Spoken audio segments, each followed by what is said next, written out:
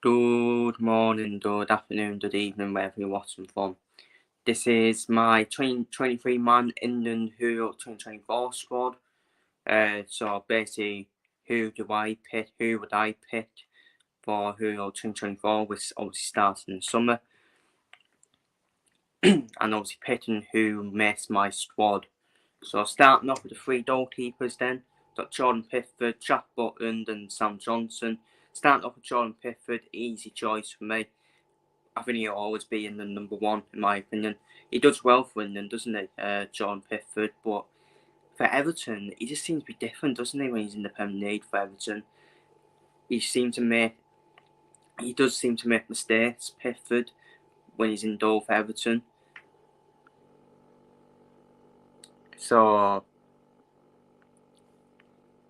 but he hasn't yet England down, has he, Pickford? So I think he's going to be easy number one choice. Easy number one choice for us.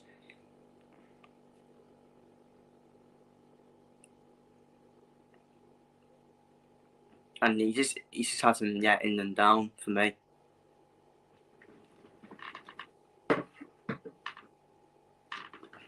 He hasn't yet England down, so an easy choice at number one. Number two, I done for Jack Butland. Obviously, I think he was on loan at Manchester United, wasn't he, that season? Which was a bit of a waste of a signing, waste of time. He only signed for Man United because to be back up to David De Gea, I think it was that season. So, but he's done to Rangers. He's done to Rangers this season. First choice at Rangers as well. First choice keeper at Rangers, and I like him. I like him, and the only good time he had in the Premier League was probably with Stoke City, wasn't it? When he started for Stoke and Dole. He was yet to join Liverpool, wasn't he, before Liverpool got Alisson as well. But yeah, he's revived his career, hasn't he, at Rangers? Obviously, Rangers have definitely got in with him a chance of winning the Scottish Premiership as well. All thanks to Jack Butland and Dole as well.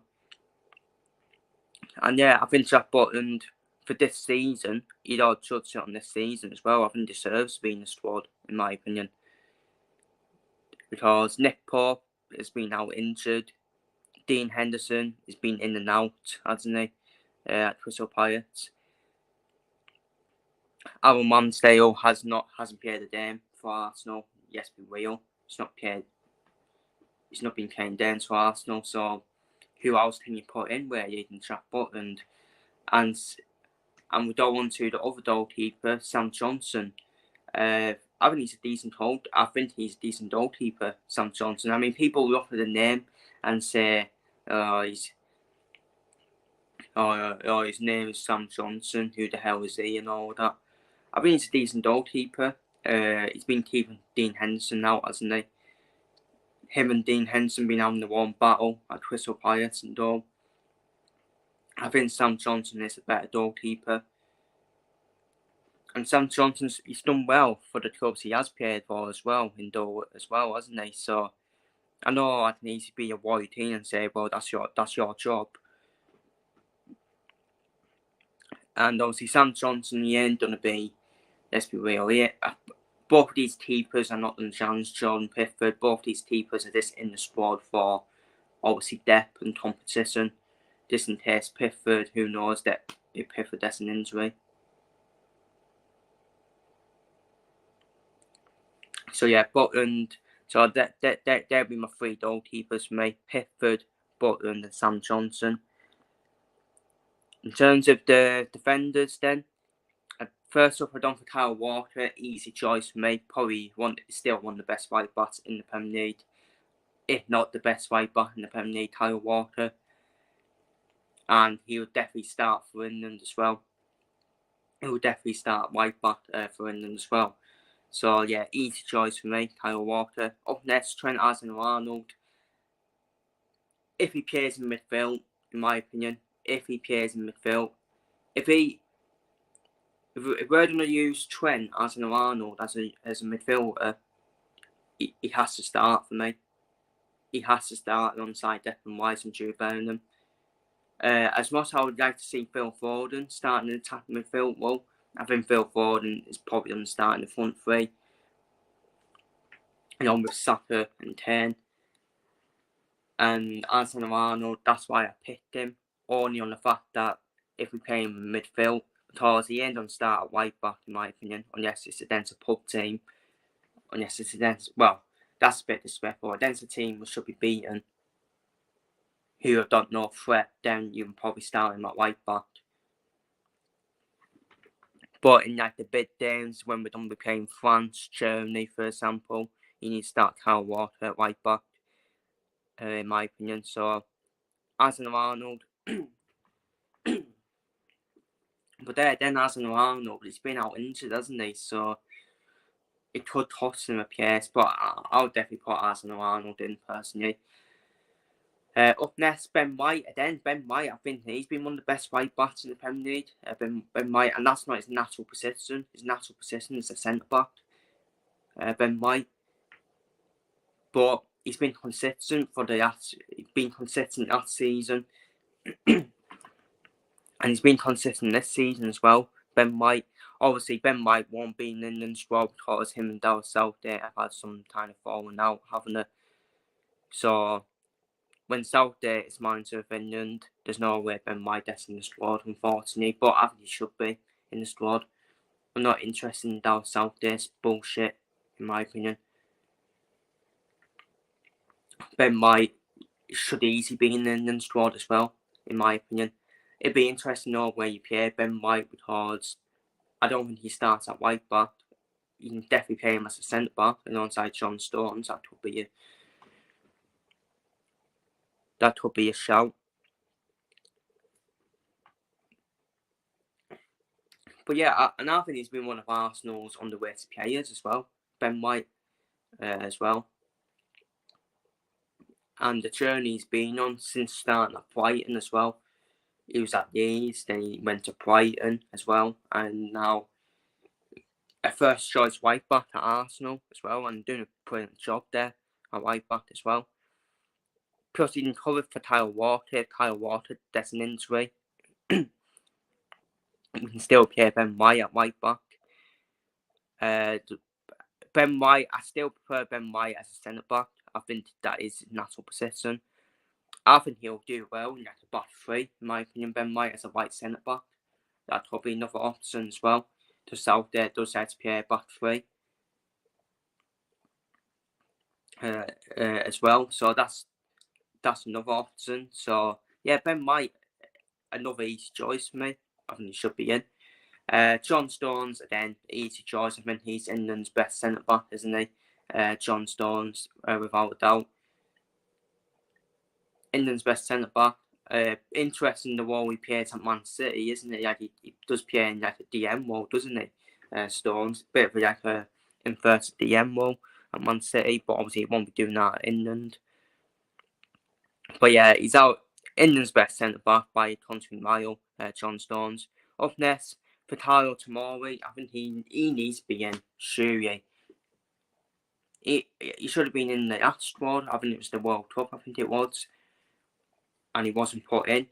Look at the job he's doing at centre back for AC Milan in Serie A. I think he should be in there tomorrow. And the progression in his career as well, when he came through the Chelsea Academy as well.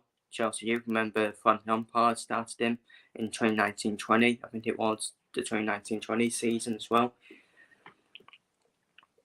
And I think Tomori needs to be in there for me, so I'll put Tomori in there. And he's still one of the best centre backs in Serie A as well, isn't he? So, and finally, Gerard Plumfrey, my man, my guy. Obviously, I say my guy because he is from Carlisle. He is from Carlisle, where I obviously live. Everton signed him from Carlisle for $1 million. I think we've got a 15 to 25% selling clause on Gerard Plumfrey as well. But the way his career has progressed is unreal. It really is. He's went on loan at PSV. and played in Champions League football as well over there, and European football. And now the big clubs want Gerard Bromford in the summer. Arsenal want him, Manchester United want him. Everton value him at 75 million, which is done be fucking Dutch sell on money for Carlo, let's be real. 75 million, and Carlo get 15 to 25% of that of a sell on. So, but I think we all knew, if any Carlo fans are listening, I think we all knew as Carlo fans he was too good, wasn't he, for Carlo? He was too good for Carlo. It was always that question, can he cope with the step up? And I tell you what, he's been coping with the step ups, hasn't he, Gerard Bromford? And I think in the future, it's John Stones and Gerard Bromford, in my opinion, who are the future partnership, in my opinion, future England centre-back partnership as well. And you'd all put Bromford in there, haven't you, just to get that more experience as well. Get that experience, and then he'll kick on and be first choice centre-back alongside John Stones as well. And I think he deserves his call up. As most Everton are probably in the way decent battle, he's definitely been one of the best centre-backs in the Premier League this season. Gerard Bromford. You have to say that, in my opinion. So, and the other two choices, I don't feel Luke Shaw yet back. Never letting them down for me. Whenever he has started for England, he's not really letting them down. He'll be first choice left back England. And I like him. I know he's a Man United player, but it's just injury prone, isn't it? That's the only problem with Luke Shaw. But I think he's a good, solid left back for both Manchester United and England. He's never let England down. And I think Luke Shaw is obviously our first choice left back, you have to say. And the final choice was between Joe Gomez and Ben Chilwell, in my opinion. And I went for Joe Gomez, personally. I don't particularly rate Ben Chilwell, to be honest. Not with his defensive capabilities, in my opinion. But Ben Chilwell is still defensively. I will give him that. But so is Luke Shaw, in my opinion. But I don't for Joe Gomez. I don't for Joe Gomez for the job he's done for Liverpool this season, playing at right back, playing at left back, playing at centre back at times as well. But he's more of a natural fullback now for Liverpool, Joe Gomez. And I think he deserves to be in the squad. I think he's done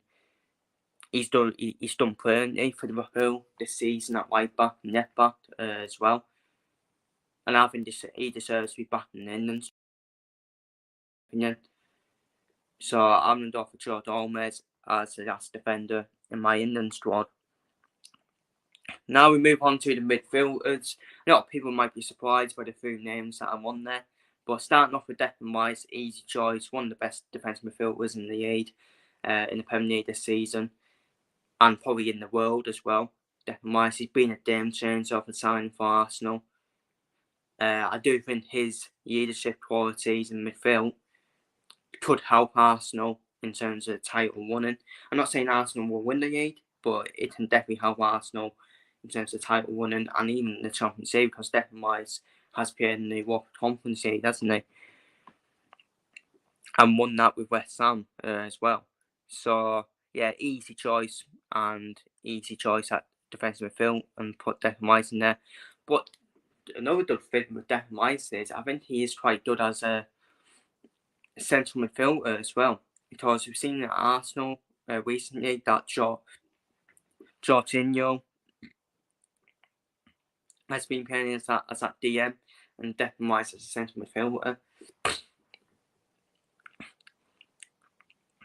So yeah, Declan Rice, easy choice for me. And another easy choice is Jude Bellingham, being the main man, hasn't he, at Real Madrid?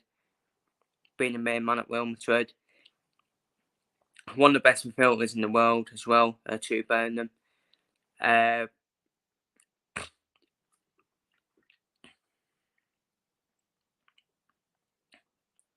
mean, it's incredible, isn't it?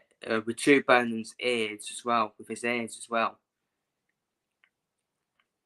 To step up to Real Madrid, step up Borussia Dortmund, like that, like he has done, is simply incredible. And I do need him to win the Champions League, though, because people will be like, are you serious? I think he needs to win the Champions League, Jude Bellingham. But actually, Jude Bellingham's not won anything, let's be real. So yeah, I think I am right to say that. I think he needs to win the big trophies, Jude Bellingham, to even consider himself world class, in my opinion. And people will be coming at me in the comments saying, oh my god, you don't even think Jude Bellingham's world class. He's a good player, but I think we're getting carried away. If he wins the big trophies like La Liga and Champions League this season, then fair enough, yeah, he is world class. We need to be careful on who we call world class, because can you call a player world class if they're not won anything at all? If they're not won a big trophy? I don't think you can, in my opinion. It's just my opinion. But yeah, he's certainly one of the best midfielders in the world, definitely. Jude Bellingham, and a very, very good player as well. But no doubt he'll probably win the big trophy. So overall, I think he will become world class, Jude Bellingham. The next choice is James Maddison.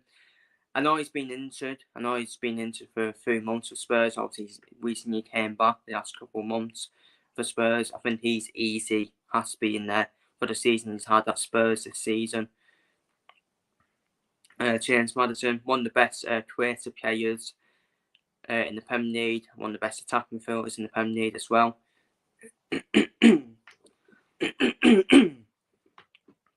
And I think he needed that step up, didn't he? Moving from Leicester to, obviously, a better club in Tottenham as well. So yeah, easy choice then, James Maddison in there. The next choice is an interesting one. I don't think Toby Mainoo from Manchester United, who's came through the Man United team, hasn't he? And made a first team case his own at Manchester United under Erik ten Hag. Erik ten Hag using the Tyrone Miguel at Manchester United. The only thing with Mainoo is it too early for him to be in the England squad?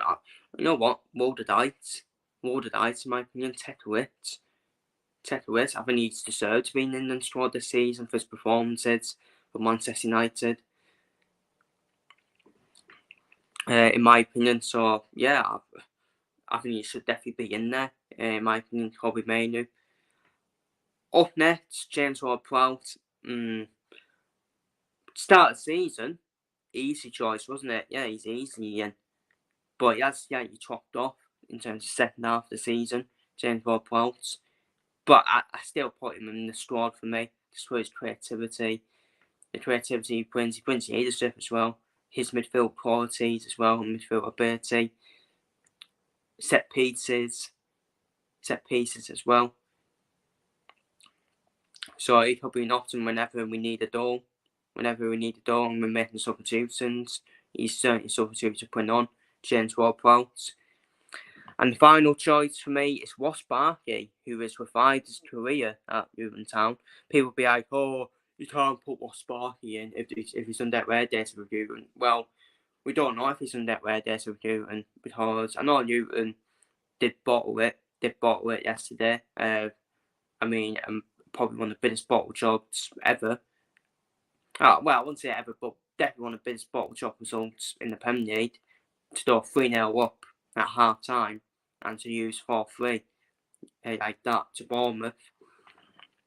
But Luton are still in the battle for survival, let's be real. They can still survive, in my opinion. And Ross Barkley, I did question his move to Luton, because I thought to myself, he's not really had a dud last couple of times at his last two clubs, Chelsea and Leeds, where he was non-assistant. And Ross Barkley, he burst into the scene with Everton, didn't he? And the big clubs were after him when he was at Everton. And it really is good to see him revive his career then at Luton Town. I think Luton Town is the club for him to get his confidence back. He's back to the Ross Barkley we know that was at Everton as well. And for me, he's been one of the best midfielders in the Premier League this season. People be like, but Luton are in the bottom three, blah, blah, blah, blah, blah, blah, blah, blah, blah, blah. No one cares about that. He'd still been, he could still be in the bottom three, but still be one of the best midfielders in the league. It can happen. It can happen, in my opinion. And like I said with Charles Franklin, Everton only shut up Butterwear, Dayson Song.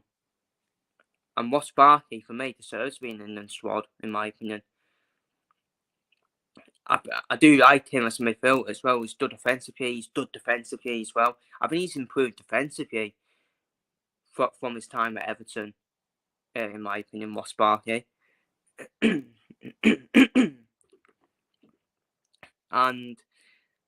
I think he has to be in there. Surely he has to be in there, in my opinion.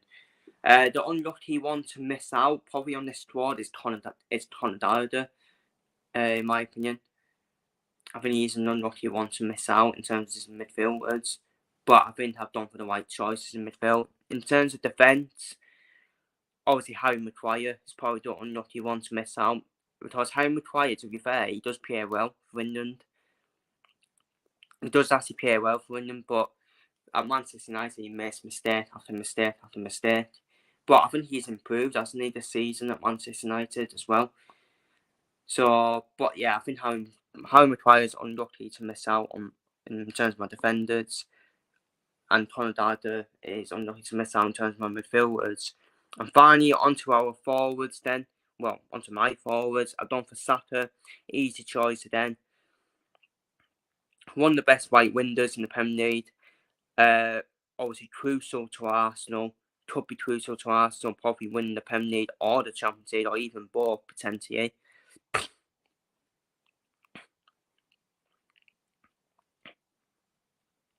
But when I've seen him play for England, I think he's a different animal, honestly. I actually think he plays better for England than Arsenal. That's what I've noticed. I think he actually plays better for England than Arsenal. That's what I've noticed. But still a quality window, isn't he? Saka, an easy first choice. That might win for England, and he's a baller. He is definitely a baller as well. But I think Saka.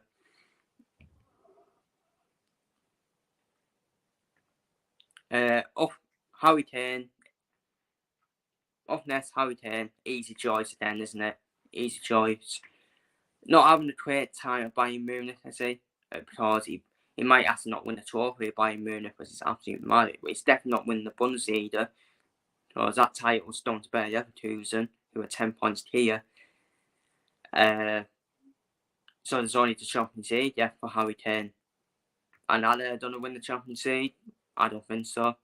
Personally, I'm just not convinced by Thomas Tuchel at Bayern Munich. I just don't think Tuchel's the right man for Bayern Munich, in my opinion. It was just simply all one, in my opinion. And Harry Kane will definitely win the Bundesliga Golden Boot, of course. And Harry Kane is done be obviously that focal point for us, isn't it? In the Heroes, he's done be the main man up front for us, especially for his link-up play as well, with the likes of Saka and Foden. When we up next, we move on to Phil Foden, who's a generational talent, isn't he, for us? Generational talent for England. I'd probably say he's one of Man City's biggest players, isn't he? One of Man City's biggest players that they can't afford to get injured, in my opinion, Phil Foden. Compare on the right. I prefer him as an attacking midfielder, Phil Foden, just for his passes and play through as well. Maybe that's what might happen at Man City when Bernardo Silva. I think Bernardo Silva will leave Man City in the summer, and I think Phil Foden will take that Bernardo Silva role in midfield for Man City. That's what I'm seeing happening. And Phil Foden, I think he's going to end up starting on the left wing for England, personally, in my opinion.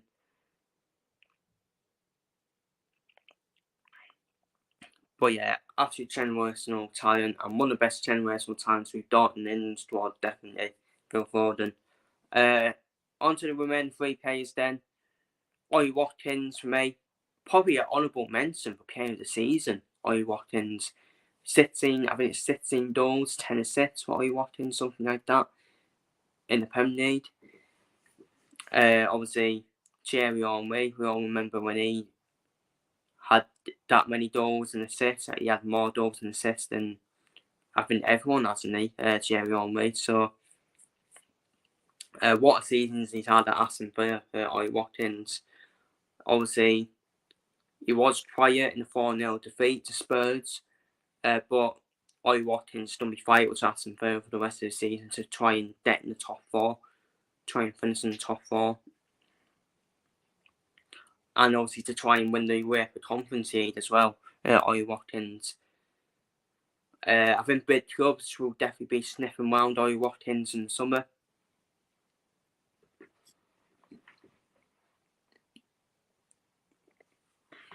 Obviously, from previous seasons, you would have said, why have we got Watkins in the England squad? But I think he deserves to be in the squad over Ivan Toney. Ivan Toney, for me, he's had that ban, hasn't he? And I think he's been a bit 50-50 since coming back, Ivan Toney as well. So I don't think Toney deserves to be in the squad, in my opinion. I honestly not, but I will say though, I would take Ivan Toney. Because I believe he's got everything as a striker. He's tall, he's powerful, he's strong, he's got pace as well. He's got the top here as well, Ivan Toney, but I just think he don't deserve to be in the squad at this moment in time. And I think Ollie Watkins deserves to be in there, in my opinion. And Ollie Watkins, what a season he's had for Aston Villa, and deserves his place. And what a journey he's been on as well, Ollie Watkins. I remember he was in League 2. I remember Carlisle played against Exeter in the 2016-17 League 2 playoffs, and Ollie Watkins was playing for Exeter. It's mad. It really is mad, isn't it? He's done on an Ivan Toney journey, hasn't he? Ollie Watkins from League 2 straight to the Premier League. So yeah, incredible journey he's been on. So up next, I've done for Cole Palmer. Probably Chelsea's best player, isn't he? Been Chelsea's best player of the season. Chelsea have been abysmal this season. We need to say that. Chelsea have been quite poor this season. You would expect it better from Chelsea with the money they spent. Done it one. Start season, I only said Chelsea to finish 8th, to finish just outside the European places. I think that was the first step in progress for me for Chelsea to try and get back in the top 10. I mean, we shouldn't be saying that about Chelsea with the money they've got. But that was my target for Chelsea, to get back in the top 10, in my opinion. If they finish in the top 10, I think they need to finish 8th for me to call it a progress season from that season. But they're not different from that season for me, Chelsea. So inconsistent. But Cole Palmer has definitely been one of the shining lights for Chelsea. Chelsea should have won the Carabao Cup final, North Stewsheads, against a defeated Liverpool team as well. But Cole Palmer, definitely, I think he deserves his place in the England squad. Definitely been one of the best players for Chelsea probably been the best player for Chelsea this season. And I think he's been a good signing, hasn't he, for Chelsea? But I don't think Man City will regret letting him go, because I think he's not good enough for Man City. But I think he's good enough for Chelsea. That's how I see it. And at the end of the day, he's not going to be a first team player at Man City. He's already guaranteed first team start for Chelsea. So yeah, Cole Palmer, that's it. And finally, this was quite a tough choice, because I was torn between Raheem Sterling and Jarrod Bowen. I know people say Marcus Rashford about Rashford. Not for me. Rashford, bad attitude for me. Bad attitude, turns up when he wants. Obviously turns up for the Manchester derby, Marcus Rashford. And I don't think Westwood deserves to be in the squad. Absolutely no chance does he deserve to be in the squad. I know people say, oh, but then he hasn't yet in and down, Marcus Rashford, but he's been poor. He's been poor this season, Rashford, and at the moment, he don't deserve to be in the squad. Raheem Sterling is probably the unlucky one to miss out. I wouldn't mind Sterling then ahead of Bowen, to be honest. Sterling hasn't yet in and down. He always plays well for England, doesn't he? Raheem Sterling. But I think Gerard Bowen gets in for me ahead of Sterling, in my opinion. I think he should get in ahead of Sterling. Gerard Bowen does what he does at West Ham. He scores goals for fun. West Ham. I do like Gerard Bowen as well. The energy as well. The energy.